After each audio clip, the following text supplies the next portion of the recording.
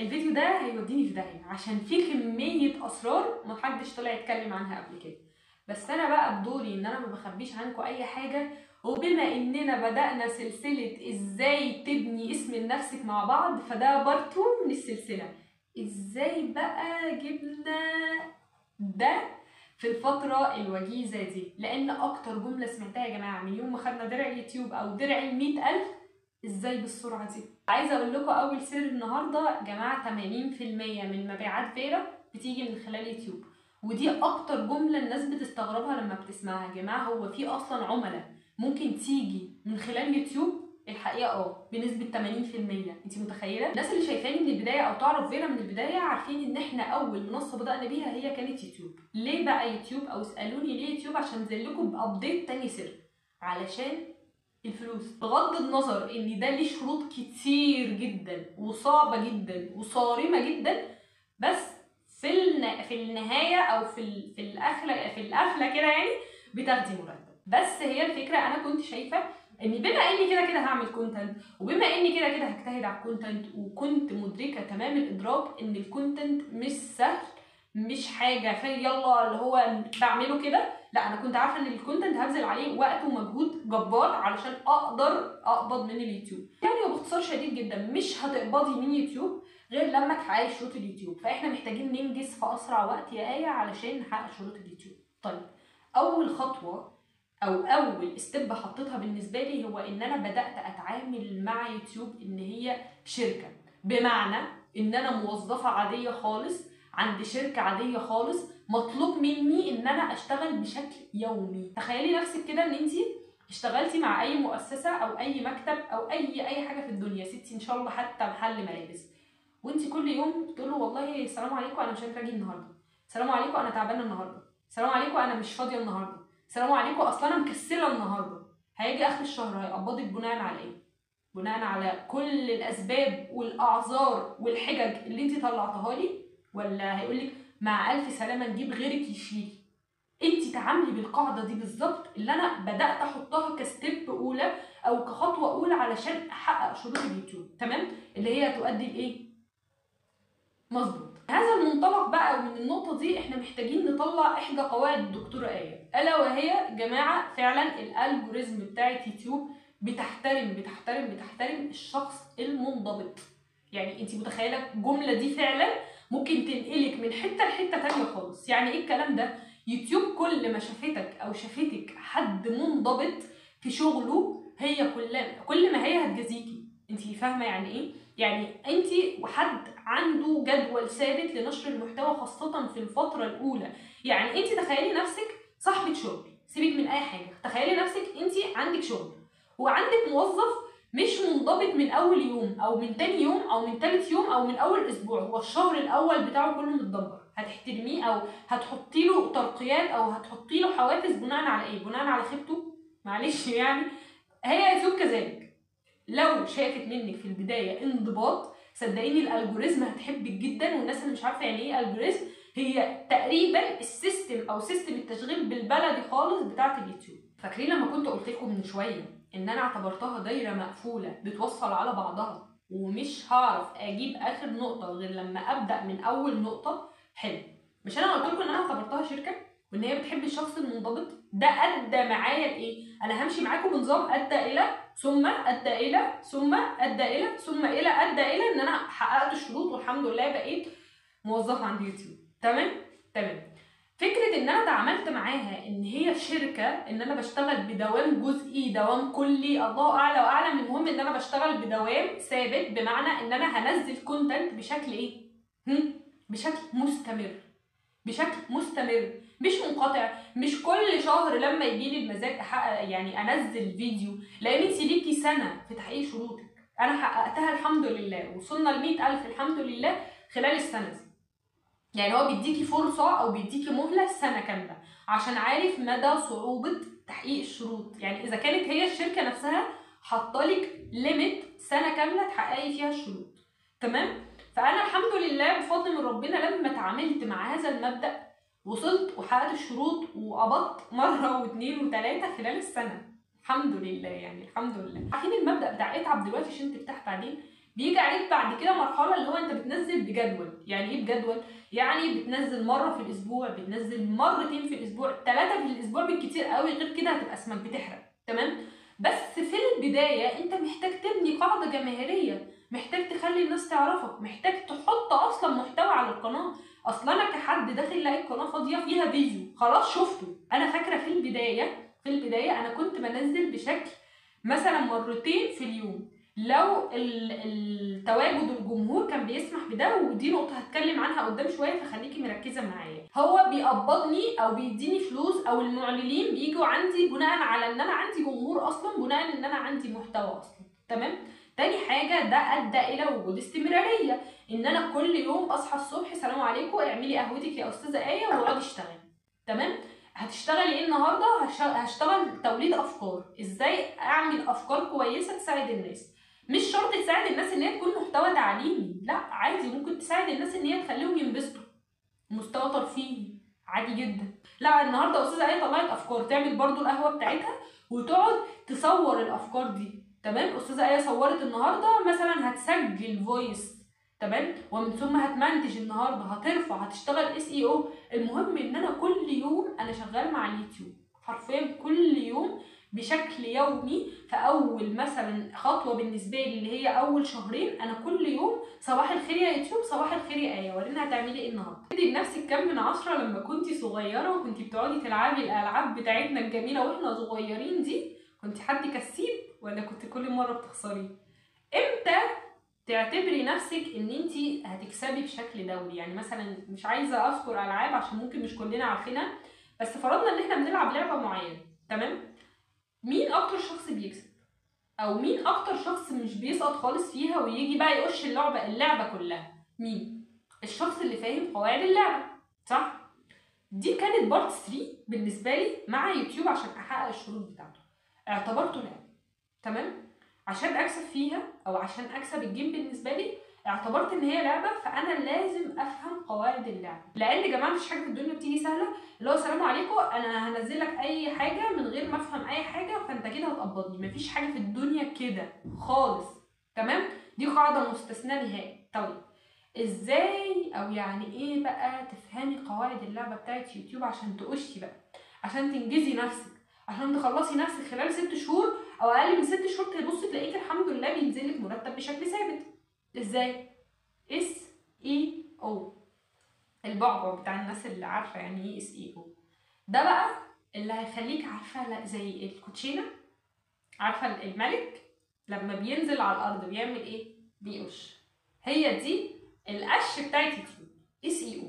لو كانت في ايدك صح، تمام، انت اعرفي ان انت قشيتي اللعبه او مسكتي اللعبه كده من صميمها. والله يا بنتي اي كلامك ما يتزهقش منه، احب اسمع لك كده. طيب انا دلوقتي فهمت قواعد اللعبه. عايزه اقول لكم ان SEO جماعه بقى مستوى اكاديمي. يعني ايه مستوى اكاديمي؟ يعني بقى في كليات او تخصصات جامعيه بتدرس SEO. يعني هو مش حاجه ادي الورقه اهو هنحفظها وش وظهر ونخلص، لا يا جماعه. SEO فعلا بقى تخصصات جامعيه، تخصصات بيتحضر فيها ماستر وبيتحضر فيها فعلا مذاكره بالسنين، تمام؟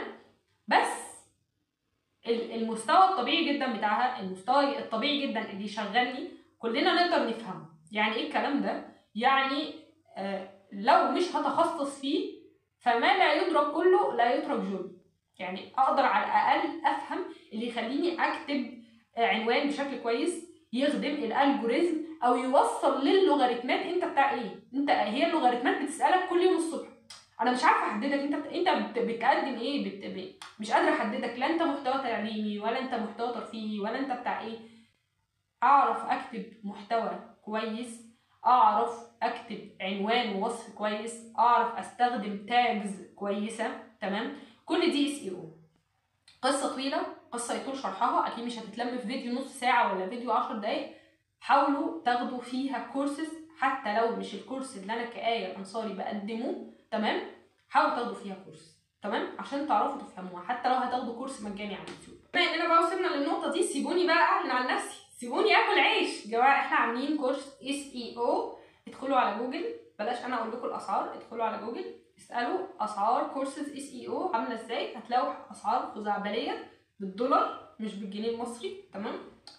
فبما اني بقى جايه اكل عيش انا عملته لكم باسعار رمزيه جدا، بس للاسف تجنبا لان احنا نكون بناكل مره حرام، فاحنا حطينا له مجموعه من القواعد، اهمها السن، ان انت لازم تكوني او انت لازم تكون كاسر سن ال 18 سنه علشان تعرف تستوعب الكلام التقيل اللي ممكن يتقال جواه، تمام؟ وشويه مجموعه من القواعد كده بنملى فورم يا تقبلنا يا ترفضنا عشان ما كنتش باخد فلوس منكم على الفاضي. وصلنا لخطوه رقم كام ولا بليده ولا ايه؟ احنا في خطوه رقم كام؟ 4. هنبدا في خطوه رقم 4، هي الاستمراريه رغم وجود المعوقات. هيبقى في يعني احباطات تزعلك قوي بعد ما هتلاقي الدنيا ماشيه معاكي او غير ماشيه معاكي، تمام؟ فانت لازم تكملي. انت كل يوم بتنزلي لهم كونتنت، خاصه لو انت في البدايه. الريتش حلو، الريتش وحش، التعليقات السلبيه، الناس المريضه المنافسينه من جواها، كل ده، الناس بقى اللي بتحبك، الناس اللي بتكرهك، الناس اللي متضايقه منك، الناس اللي بتحقد عليك، كل ده انت محتاجه تتلاشيه وتكملي وتشتغلي عادي كده، تمام؟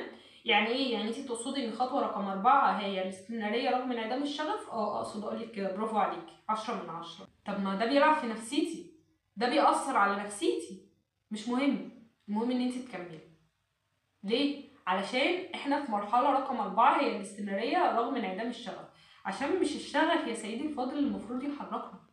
هو الحب، انا احبذ جدا ان كل انسان مننا يشتغل حاجه بيحبها، وانا اولهم، انا بشتغل الحاجه اللي بحبها، الحاجه اللي ما بحبهاش ان شاء الله هتجيب لي ايه، انا ما اقدرش اشتغلها، ما اقدرش اصحى الصبح اعمل حاجه انا ما بحبهاش. يوتيوب من اصعب المنصات اللي بتدي ناتج او بتدي نتيجه، بس في المقابل وعد صريح مني ومن شركه يوتيوب، لو اشتغلت صح، لو فهمت قواعد اللعبه صح اللي هي SEO اللي قلناها، لو احترمت مواعيد نشرك، لو نشرت بشكل صحيح، وعد صريح ان هي هتكافئك هتكافئك بالحاجات اللي كلنا بنحبها وهتديك ده كمان. انا عايزه اسال سؤال، ممكن انا عارفه ان انت في سؤال هتموتي بتساليه من بدري، يعني اجيب لكم كونتنت منين كل يوم؟ ده شيء لا يحمله عقل بشري ولا عقل AI. والله يا حبيبتي، مين اقنعك ان احنا المفروض كل يوم نطلع افكار؟ ما انت لسه قايله لنا في اول الفيديو ان احنا بنشتغل بشكل يومي. اتعبي في الاول عشان ترتاحي بعدين. ما انت لو قاعده مركزه، ما انت مش قاعده مركزه، قاعده بتلعبي في اي حاجه جنبك. انا قلت لك احنا في البدايه في مرحله اولى، تمام؟ بنشتغل كل يوم او على حسب طبيعه الكونتنت بتاعنا، لان في كونتنت فعلا ما ينفعش يتعمل بشكل يومي، بس على الاقل منتظم بشكل اسبوعي، تمام؟ لحد ما بيجي علينا مرحله الاستقرار. يعني افهم من كلامك يا ان انت بتقسمي الموضوع لمراحل. ايوه صح، 10 من 10. في المرحله الاولى بتاعتنا احنا بنشتغل بشكل يعني ممكن نقول اوفر تايم، بنشتغل بجد بجد بجد بجد لحد ما بنوصل ان يوتيوب اصبحت بالنسبه لنا دخل سلبي. وات دخل سلبي؟ اكيد سمعتي عنه قبل كده. انت لا اخفي عليكي سرا، انا بحثت كتير قوي في مصطلح الدخل السلبي لاني كنت اوبسيس فعلا بيه او شغوفه جدا بيه.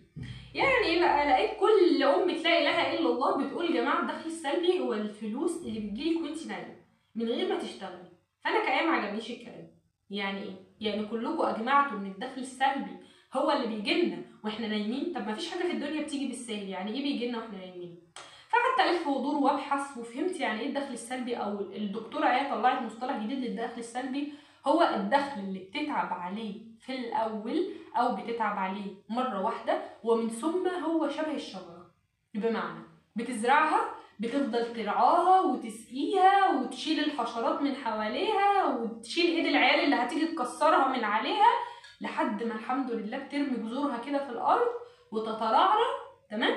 وتقول لك شكرا اتفضل تفاحه، شكرا اتفضل منجايه، المهم بتديك ثمره على حسب انت زرعت ايه في الاول. هو ده الدخل السلبي. يعني ايه الدخل السلبي؟ يعني انا قاعده بفهم الناس وبعلم الناس ازاي تعملي فلوس من اليوتيوب، ازاي تعملي اسم لنفسك، ازاي تعملي براند، ازاي. فانا تعبت على الفيديو ده، طافيه المروحه، قاعده في عز الحر بجيب ميه، تمام؟ ويا رب تجيب تكييف. فانا تعبت على المحتوى ده، دفعت كهرباء شغاله، عملت حاجات كتير، ماشي تعبت عليه، بس هو بيفضل على القناه. يعني ايه؟ يعني انت بتشوفيه النهارده غيرك بيشوفه بكره، غيرك بيشوفه بعد سنه، غيرك بيشوفه بعد سنتين، هيفضل مستمر لحد الى ان يتوفانا الله او ان يشاء الله الى عدم استمرار. والله يا بنتي اموت في كلامك كده، ما يتشبعش منك من قعدتك كده ورغيك الحلو ده، مفيد. هلو جايز، انا حققت الشروط ووصلت لمرحله تحقيق الشروط. يعني عايزه تقولي ايه يعني؟ عايزه اقول لكم ان احنا لو قد المراحل دي كلها بدايه من خطوه رقم 1 وهتقع بس، خطوه رقم 1 مشينا بعدها ادت الى خطوه رقم 2، مشينا بعدها ادت لخطوه رقم 3، مشينا بعدها ادت لقفل المرحله مع بعضها ادى الى تحقيق الشروط. السلام عليكم، انت قبضت من يوتيوب. بس انا عايزه اقول لك على شويه حاجات عشان برضو ما اكونش قاعده بعمل لك هوس تحقيق، يعني تحقيق ربح، او الناس اللي هي بتقعد تقول لك تعالوا يا جماعه احنا عملنا كذا وحققنا كذا وي وي وي، والناس اللي كل ما تصحى تقول لي انت بتقبضي بالدولار ومفكريني بقى ان انا خلاص اجتحت العالم. جماعه يوتيوب مبدئيا بطل يقبض بالدولار. سامعيني يا جماعه اللي تعرفوني بشكل شخصي، انا كآية الانصاري واختي منى مش بنقبض حاليا بالدولار. بطل يقبض المصريين بالدولار. مش كل ما تشوفوا البنت من نايمه ولا صاحيه ولا قاعده تقولوا لها ايوه اللي اكتر الدولارات. ها، بطل يقبض بالدولار. تمام، بطل خلاص، ما بقاش في فلوس بتنزل بالدولار. وغالبا عندنا في مصر ممنوع تمشي كده تلعب بالدولار كده علشان خلاص اصبح مش متداول. تمام. الكلام ده كان بدايه من ابريل تقريبا. نزل تصريح رسمي ان يا جماعه الحسابات الدولاريه بتاعتكم كلكم كمصريين من ادسنس او من يوتيوب هي اتوقفت بشكل كامل. ثواني بقى عشان احنا هنبتدي نخش في الكلام بقى بتاع الكبار بقى اللي بيحتاج مخ كبير ده. دلوقتي يوتيوب بيقبض ولا مش بيقبض؟ قولي بقى الصراحه، بيقبض كام؟ عايزاكي بقى ترجعي لي تاني وتصحصحي لي كده بناء على عده عوامل، اهمها المعلنين، تمام، وسعر الاعلان.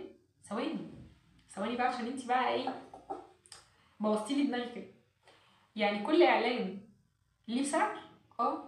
يعني انت ممكن اشوف لك اعلان وما تكونيش بتاخدي عليه فلوس؟ تمام. يعني فكره القبض بترجع ليه او لا تتوقف على انت عندك كام متابع. ممكن تكوني عندك 5000 متابع وبتقبضي اكتر من اللي عنده 200000 متابع، عادي، عشان دي مش قاعده، علشان طبيعه المحتوى، كل محتوى ليه سعر. طب ما حلو ده، ما انا بقى اشتغل بذكاء مش بجهد. يعني ايه الكلام ده؟ يعني لما اجي اعمل محتوى اعمله من اللي بيكسب كتير، ما اعملوش من اللي ما بيكسبش كتير. حلو، الحمد لله يا رب. تمام، قعدتي في الحر جت بنتيجه. حلو، اعرف بقى الكلام ده ازاي؟ اعرف ان ازاي الاعلانات دي بتجيب فلوس والاعلانات دي ما بتجيبش فلوس، بغض النظر ان في محتوى انا ممكن اتكلم فيه ومحتوى تاني اكون بهبت فيه. تمام. اعرفه ازاي؟ من خلال الاس اي او. حضرتك فاكره الاس اي او اللي اتكلمنا عنه؟ هو ده. ان في حاجات انت فعلا لو جالك عليها مليون مشاهده قسما بالله ما هتاخدي عليها 2 سنت. تمام. فهي مش بعدد المشاهدات، مش بعدد المشتركين، مش باي حاجه من دي، هي مجموعه من قصدي القواعد والادوات، والدنيا مش سبهلله كده. اكيد انا كشركه مش هلاقيكي معديه كده اقول لك خدي بقى 2 مليون جنيه بس سيبيهم على نفسك. منفوق كده يا جماعه، منفوق ونستوعب احنا بنعمل ايه. طب معلش بس اذا تكرمتي انا ممكن اراجع؟ يعني ممكن تلمي لي الرغي ده كله عشان انتي رغايه. تمام. اول حاجه انتي قلتي لي ان انا محتاجه اتعلم اس اي او. تمام، صح. تاني حاجه محتاجه ان انا اعرف ان كل محتوى ليه سعر. تمام. طب انتي دلوقتي واحده بتتكلمي عن البراندنج، ايه اللي دخلك في قصص اليوتيوب؟ هو ده بقى الكلام اللي انا عايزه اقوله لك. دلوقتي يوتيوب ينفع عادي تعملي عليه محتوى يخص البراندنج بتاعك. ألم تسمعي يا أختاه عن التسويق بالمحتوى؟ ده نوع من أنواع التسويق. يعني الناس اللي بتدرس تسويق فاهمة إن التسويق أنواع كتيرة جدا. التسويق يعني أبواب أو مدارس أو حاجات كتيرة جدا. في تسويق تقليدي اللي هو التسويق بتاع زمان، الجرايد والتلفزيون والحاجات دي، وزيه زي أي حاجة في الدنيا، زي أي حاجة في الدنيا قابلة للتطوير. تمام. فتم تطويره وعملوا حاجه جديده اسمها التسويق بالمحتوى. يعني احنا قاعدين بنسوق على البراندات بتاعتنا من خلال الكونتنت. تمام. فعشان كده قلت لك يوتيوب من احدى الحاجات اللي تقدري تعملي عليها كونتنت. تمام. فبالتالي انت ضربتي عصفورين بحجر، خدتي فلوس على الكونتنت، تمام، وجبتي مبيعات من خلال الكونتنت.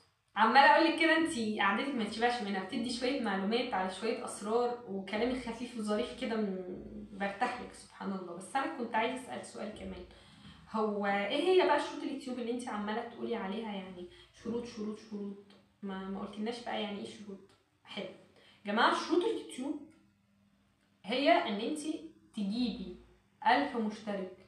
واو، يعني لو جبت 1000 مشترك هقبض؟ بس ده الشرط الاول اللي عمره ما زعل حد، عمره. يعني انت لو دخلتي كده قناه ولقيتيها جايبه 1000 مشترك، اعرفي. انا بقى عايزاكم بقى ايه، تكونوا متعلمين كده، ناس متعلمه كده، الناس اللي بتشوفني ناس متعلمه. لو دخلتي على قناه، اي قناه يوتيوب جايبه 1000 مشترك، اعرفي ان هي الحمد لله الحمد لله حققت شرط واحد من الشرطين عشان تقبض. تمام؟ مش معنى ان هي عندها 1000 مشترك او اقل من 1000 مشترك وبيجي لها اعلانات يا استاذه اللي بتقولي لي من زمان ان انا كنت بشوف لك اعلانات على قناتك، ده معناه ان انت كنت بتقبضي. والله ما كنت بقبض. تمام؟ لان في شرطين وانا سبتك في نعيم الجهل. يعني انا سبتك في نعيم الجهل بغض النظر ان انا طالعه اردح على يوتيوب. طيب، الشرط التاني هي ان انت تجمعي 4000 ساعه مشاهده علنيه صريحه حقيقيه. كابوس. انت عارفه يعني ايه 4000 ساعه؟ تمام؟ طبعا ال 4000 ساعه دي اوعي يخيل اليكي ان يوتيوب عبيط. لا يا حبيبتي، يوتيوب يعني انت لو جبتي تليفون بابا وماما وخال وعمته وجده، 5 تليفونات اهو، ونزلتي فيديو، يعني لو قعدت مثلا مدته ساعه، تمام، وقعدتي تشوفيه تشوفيه تشوفيه تشوفيه تشوفيه، هتحققي الشروط؟ والله ما كان حد غيرك، كنا كلنا كسبنا من يوتيوب. تمام؟ اولا الالجوريزم هي اذكى مني ومنك. تمام؟ هي عارفه انت بتشوفيني من نفس الراوتر ولا لا. تمام؟ يعني لو انت وبابا وجده وعمه والكلام ده كله قاعدين بتشوفوا قناه يوتيوبك انت من نفس الراوتر عشان نمشي بقى الدنيا مع بعض ونكسب كده، فالالجوريزم عارفه ان انت بتشوفينا من نفس الراوتر، فهي مش هتعتبرها مشاهدات حقيقيه معلنه، هتحسبها لك وهتيجي اخر الشهر تسقطهم في سله الزباله. تمام؟ ليه؟ عشان دي مشاهدات غير شرعيه لا يعترف بيها. تمام؟ لو حاولتي تعملي اي حاجه فانت اكيد مش هتضحكي على الالجوريزم عشان انت مش اذكى من الالجوريزم. تمام؟ وانت مش اذكى من يوتيوب. لو فلتي هتبقي عامله شبه طالب الثانويه العامه اللي غش في الثانويه ودخل طب ومعرفش يطلع من طب، خد فيها مؤبد، فضل يسقط يسقط يسقط يسقط لحد ما استنزف او استنفذ. تمام؟ وبعد كده حول اي كليه من اللي هي بتاعت 50% دي. ليه؟ عشان انت لو بتضحك على نفسك. بمعنى يعني انت عايزه تقولي بقى، عشان كلامك حلو كده ما بتشبعش منه. تمام؟ عايزه اقول لك ان لو فلتي لا قدر الله اللي هي نسبه لا تتعدى 0.4%، فلتي من الالجوريزم وفلتي من المراجعه وفلتي من كل حاجه. تمام؟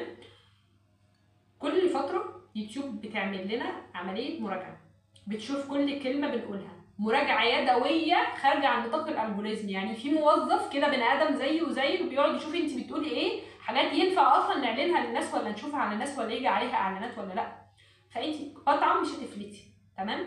شركه يوتيوب من اكتر الشركات الصارمه الحازمه في شغلها، شبه المدير اللي ما بيفوتلكيش او ما بيسيبلكيش غلطه، هتتجازي.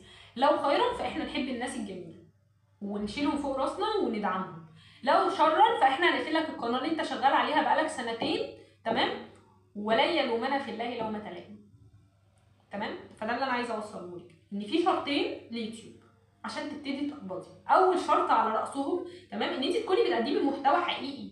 تمام؟ يعني مش جايبه المحتوى اللي على التيك توك الفلاني ولا مش عارفه ايه وتروحي منزلاه. تمام؟ ده اكيد مش هتحققي بشروط، وده اما اخليكيش القناه اصلا. تمام؟ تاني حاجه ان انت تجمعي 1000 مشترك. تمام؟ وان انت تجمعي 4000 ساعه مشاهده اللي انا سبق وقلت عليها، البعبع اللي ممكن في ناس بتقعد تجمعهم في سنه والسنه تخلص عليها وتبص تلاقي نفسها ما جابتش 4000. انت عارفه يعني ايه 4000 ساعه؟ يعني هو اليوم كله على بعضه اصلا 24 ساعه. يعني انت لو مسكتي قناه وقعدتي تشوفيها ال 24 ساعه، انت شوفي محتاجه كام يوم عشان تجمعي 4000 ساعه. تمام؟ ففي ناس بتتعب لمده سنه وما بتجيبهاش. تمام؟ طب في حاجه كده انا مكسوفه اقولها لك بقى، يعني حاجه اخيره، انا عندي بس مشكله. يعني انا بفهم كل اللي اتقال في الفيديوز من الكونتنت بصراحه، وبشوف كونتنت كتير قوي وبفهم كل اللي قالوه، بس باجي على خطوه التنفيذ ما بقاش عارفه اعمل ايه. يعني انت قلتي كلام جميل قوي، بقالك ساعه بترغي والحمد لله كلنا فهمنا، يعني اطبق بقى اللي انت قلتيه ازاي؟ ما تخافيش يا حبيبتي، والله المشكله دي كانت عندي كانت عندي كنت اشوف كل الكونتنت اللي خلقه ربنا، تمام، واجي عند خطوه التنفيذ احس ان انا تايهه. ايوه بقى اعمل ايه؟ يعني انا دلوقتي انا فهمت اعمل ايه، انفذ ازاي. عشان كده قلت ان شاء الله ربنا يكرمني بس وابقى يوتيوبر مشهوره، وهخلي الناس في اخر كل فيديو احط لهم حته تاسك كده صغير كده، اقول لهم يا جماعه اعمل 1 2 3، عشان الشخص يبقى طالع من الفيديو فاهم، ادرك، استوعب. الحمد لله غسلناه كده من نعيم الجهل، تمام، عشان البني ادمين كل ما يشوفوا وشي يقول لي اللي بقت بتقبض بالدولار اهي. والله ما بقبض بالدولار، تمام. وفي نفس الوقت نحط للناس مجموعه من التاسكات تشتغل عليها، تمام، بحيث تقيس نتيجه. اول حاجه ننزل بقى بالتاسك. يعني تاسك يعني ايه؟ يعني مهمه، تمام. يعني ايه مهمه؟ يعني واجب نحله نبقى ماشيين عليه عشان نيجي نصحح الواجب واديكي بقى 10 من 10. معاكي مده لا تقل عن 3 شهور انت قاعده بتشتغلي بس بما يرضي الله. بمعنى انت بتعملي اختبار لنفسك، هل انا من الناس اللي ينفع اعمل كونتنت ولا لا؟ ولازم تكون عندك تصالح كامل مع نفسك تجاه ان مش كلنا ينفع ننجح في كل حاجه، تمام. وده شيء ما يزعلكيش. احنا يمكن اكتر حاجه انا بربيكوا عليها او بعودكوا عليها هي الصلابه النفسيه تجاه الحياه. ما ينفعش تكوني بيزنس اونر، ما ينفعش تكوني سيده اعمال قويه، تمام، وعندك هشاشه نفسيه. عادي جدا ممكن تكوني عملتي كل اللي عليكي، تمام، ودي المرحله رقم 2 اللي عايزه اكلمكم فيها بكل هدوء.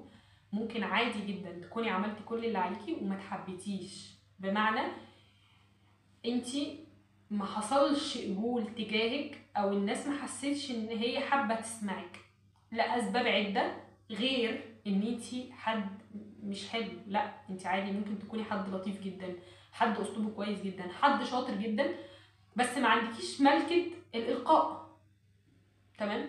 هل ده معناه ان ده اخر الدنيا؟ لا، تاكدي يقينا ان انتي ممكن تتعبي على حاجه قوي قوي لدرجه ان هي بجد يعني توجعك قوي ان انت ما نجحتيش فيها، بس تنجحي في حاجه تانية كده كده، تمام. ليه بقى؟ لان انت عندك يقين تام ان ربنا عمره ما هيضيع تعب بني ادم ابدا. ممكن اعتبري تعبك ده حصاله، انت قاعده بتتعبي ومفوضه امرك كامل التفويض لله، تمام، بتعملي اللي عليكي، عايزه تشتغلي شغل كويس وتقدمي محتوى محترم في عز وقت ما فيهوش محتوى اصلا، تمام. فانت فقط بتعملي اللي عليكي. نجح فده توفيق من ربنا، ما نجحش فده في حد ذاته توفيق اصلا، تمام. ليه؟ علشان انت نجاحك في حته تانية. لو قدرتي تنزلي مرتين في اليوم حبذا جدا، تمام. بعد ال3 شهور دي مرحله ادفانسد بنتكلم عليها بعدين، تمام. تاني مهم عندك، لازم تتعلمي ازاي تحطي عنوان ووصف وتاجز كويس. ممكن عنوان بالنسبه لك متقبل، ممكن وصف بالنسبه لك فاهمه يعني ايه، بس تاجز مش كلنا فاهمين يعني ايه. وده ينتقل معاكي للمهمه الثالثه، انت محتاجه تعرفي يعني ايه احط تاجز صحيحه ليوتيوب. لو المحتوى المجاني على اليوتيوب ما نفعش معاكي، 100,000 فيديو ما نفعش معاكي، ومعاكي قدرة مادية تشتري كورس مش شرط مني، من أي بني آدم تاني، من أي منصة تانية، يا حبذا. ما معكيش؟ والله العظيم بقى انت بتستغلي حاجة الناس. ما معكيش؟ شوفي المجاني، بس المهم تتعلمي يعني ايه اكتب وصف، يعني ايه اكتب تاجز تخدم المحتوى بتاعي. تالت مهمة، لا كده رابع مهمة، اوعي تعكي في النتش. يعني ايه؟ يعني انا دلوقتي انتوا من يوم ما شفتوني، تمام، انتوا شفتوا آية ومنى اختها هم بيزنس اونرز، تمام، ناس عامله براند بتنصح البنات والستات والولاد يعملوا براند باسمهم، يعملوا اسم لنفسهم، يكسبوا فلوس من عده مصادر، تمام. عمرك شفتيني طالعه اكلمك عن طريقه عمل البسبوسه؟ مش هعمل كده، ولو عملت كده هيبقى في قناه منفصله. العك في النيتش هيعك معاكي اللوغاريتمات، هيقفل معاكي بقفله مش جدعه، هيبوظ كل اللي انت عملتيه. لو سمحتي، لو انت بتشتغلي في الملابس ممكن نركز في الملابس، لو انت بتشتغلي في الهاند ميد اكسسوارز ممكن نركز في الهاند ميد اكسسوارز، ونتعامل مع الامور التانية ان هي مجرد شغف احنا بنمارسه خارج نطاق شغلنا. تمام. انت بتحبي المجات، كل يوم مقلبه لكم مجات بلون السلسله تقريبا. تمام. عمري ما طلعت اتكلمت عن المجات. تمام. ليه؟ علشان ده اتس ماي الباشون بتاعي او الشغف بتاعي، بس مش شغلي، ممكن اخليه لنفسي. تمام. فرابع مهمه ان انت تركزي في نيتش واحد. يعني ايه نيتش واحد بالبلدي؟ يعني تركزي في محتوى طبيعي واحد، بحيث ان الالجوريزم او اللوغاريتمات تحفظك ان البنت دي بتاعت هاند ميد اكسسوارز، بتاعت ملابس، بتاعت نوتس ورق، بتاعت مجات، بتاعت طرح، هي كده. تمام. فهبتدي اقترحها على الجمهور اللي ممكن يشتري منها، على الجمهور اللي ممكن يحبها، عشان مش كلنا عندنا نفس الاهتمامات. اكيد مش هروح اقترح على واحد بيخش اليوتيوب عشان يشوف كوره اروح اقترح عليه الاستاذه ايه وهي قاعده بتتكلم على البيزنس. ليه؟ لانه هيحس ان اليوتيوب منصه مش لطيفه، فهيخرج منها، يسكيب منها ويروح في اي حته تانية، واكيد يوتيوب مش هتضيع العملاء بتوعها. تمام. يبقى المهم رقم 4 ان انت هتركزي في نيتش واحد. لو انت بتشتغلي في حاجه محدده خليكي مشتغله في الحاجه المحدده. تمام. عشان ربنا يكرم كده ونطلع من المرحله اللي بعدها. تمام. المهمه رقم 5، تابعي او حللي. خلي عندك فكر تحليلي، بمعنى مش شرط تكوني تخصص تحليل ولا تخصص احصاءات. تمام. بس شوفي، قيسي، انت نزلتي محتوى باشكال متنوعه، محتوى باشكال مختلفه، بس يخدم نفس النيتش. بمعنى ان انا مثلا بكلمكم اوقات، بوريكم اوقات فلوجات، تمام، عن البراند بتاعنا، بس مش بفضل انزل فلوجز، لا، بوريكم تحضير اوردرز. تمام. بوريكم فيما يخدم ايه النيتش، الا وهو البراند، اول حاجه اللي انت المفروض بتشتغلي فيها. تمام. بتعملي زي بتشوفي ايه اكتر محتوى نجح، ايه اكتر محتوى ضرب معاكي، جاب مشاهدات، جاب اهتمامات في خلال الفتره بتاعت من 2 ل3، وبتبتدي تكتري منه، لان ده اللي هيخدمك، ده اللي هيفايرل الدنيا معاكي. يبقى انت كده معاكي من 5 ل6 مهام مش متذكره، اسعي فيهم. تمام. وشوفي، اسمعي، دوري، اتعلمي. وللمره المليون وواحد تقريبا بقولك، اوعي تزعلي من فكرة عدم توفيقك أو عدم إنجازك في حتة معينة، لأن فعلا لو عملتي اللي عليكي زي ما انتي بتقولي عمر ما ربنا هيضيع تعبك.